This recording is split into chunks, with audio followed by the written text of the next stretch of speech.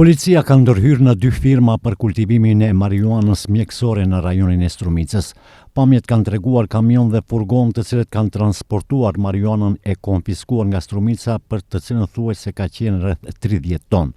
Sasia më e madhe e marijuanës së konfiskuar vjen nga firma CBD Medplant. Kjo firmë, sipas rrjetit biznesor, gjatë viteve 2023 dhe 2024 ka punuar me fitime, ku në vitin e parë ka fituar 11.000, kurse në vitin e dytë 75.000 euro. Policia hyri në firmat e Strumicës për shkak se janë të lidhur me firmën e Shkupit Alfa Farm, nga ku edhe nisën hetimet dhe nga ku konfiskuan thuajse 10 ton marijuanë. Bëhet fjalë për konfiskimin më të madh të marijuanës që nga pavarësimi i vendit. Lidhur me këtë aksion policor, VMRO DPMN drejton akuzat ndaj LSDM-s. Sipas partisë në pushtet, mbi 2/3 e drogës së konfiskuar vjen nga firma e kuadrit të LSDM-s, siç thon bashkëpunëtor të Zoran Zaevit.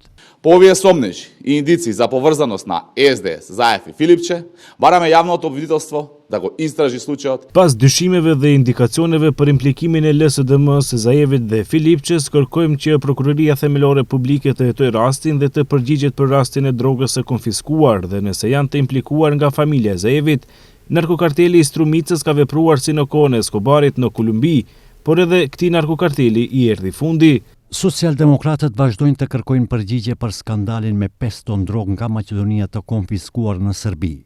Sipas tyre, pa mbështetjen e qeverisë, strukturat e MPB-s në Maqedoni dhe Serbi nuk mund të kontrabandohen 5 ton drogë. Me fushat mediatike të kanabisit të konfiskuar, qeveria e ka ngatruar veten edhe më tej, nëse janë sekuestruar 40 ton marijuanë të prodhuar në mënyrë të paligjshme.